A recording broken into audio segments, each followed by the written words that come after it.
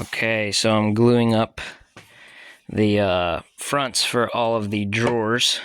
This drawer right here is done, glued together.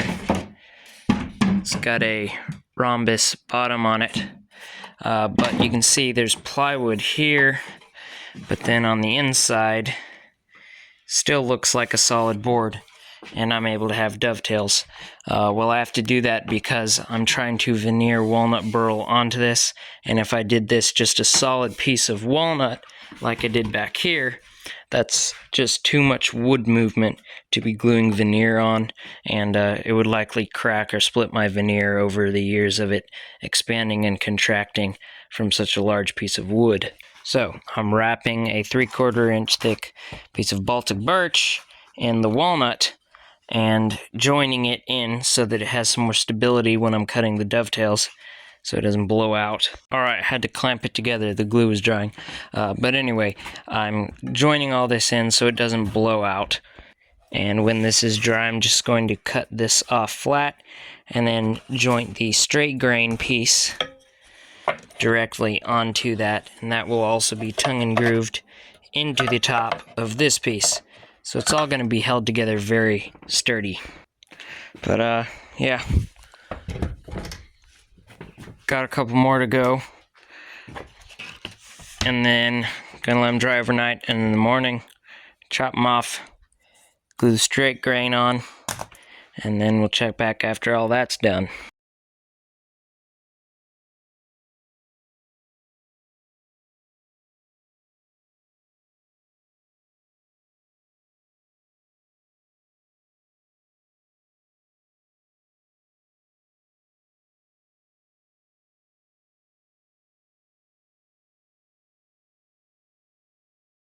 Alright, so all of this veneer for the face of the drawers is from the same lot that all this veneer on the sides of the cabinet is from, but there is this knot on every single sheet that I have to fill, so I filled all of these knots. You can still see a bit of light through, but they're very tiny holes.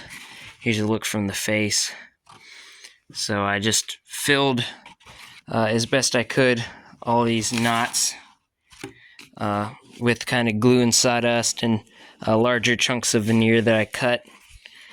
But now all of these sheets of veneer are ready to glue to the face of the drawers. Alright, so I got the first panel veneered onto the front of one of the drawers. I just got a 3/4 inch piece of plywood for my top caul and just wrapped in a trash bag so that the glue doesn't stick, because about the only thing to keep Gorilla Glue from sticking is plastic. So yeah, so I'm going to let this dry for a couple hours, then clamp it and see how it did, and if it all looks alright, I can continue to all of the other panels. Alright, so the front veneering went good. I got these 3 veneered. All looks real good, all tight. Now the drawer's ready to have the Wingate border put in.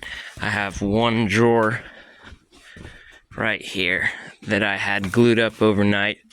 I didn't have time in the evening to come back down and unclamp it, but this is the last drawer I have right now that I had a front put on. But this is my favorite part of taking the panel out of the clamps, this sound.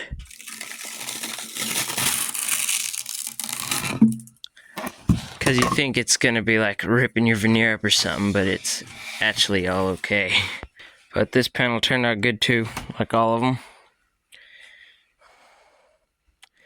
No bubbles, no nothing. I really like this Gorilla Glue for veneering.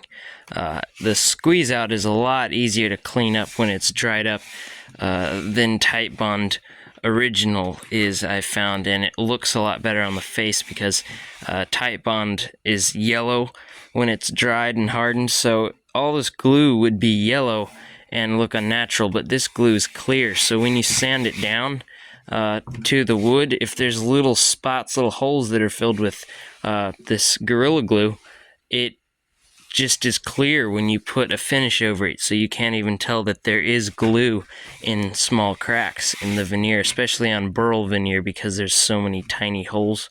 But it's really nice for that reason, because even if there is a little hole, you're not going to see a bunch of glue and it ain't going to get all shiny after you put finish on it. Yeah, this drawer is done now, so it's ready for the Wingate border. And then I can go on to making some more drawers. I only have 2 more drawers left for this front part. There's this one here and this one here. This is the push panel drawer, which flip up my blanket, keeping the cabinet protected since it is finished. So this panel here I made yesterday.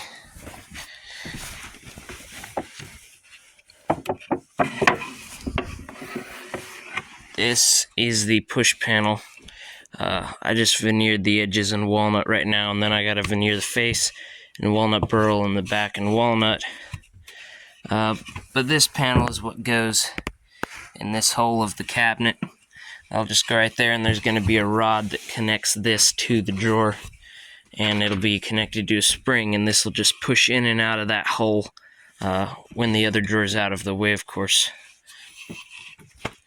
But I got that going too. I've basically just been trying to make all of the easy drawers first and just get everything kind of whooped together. And then I'm going to start working on the mechanisms, because that's what takes time. So these mechanism drawers, I can't just put together 4 sides of a drawer like all these are. These are just quick and easy to put together.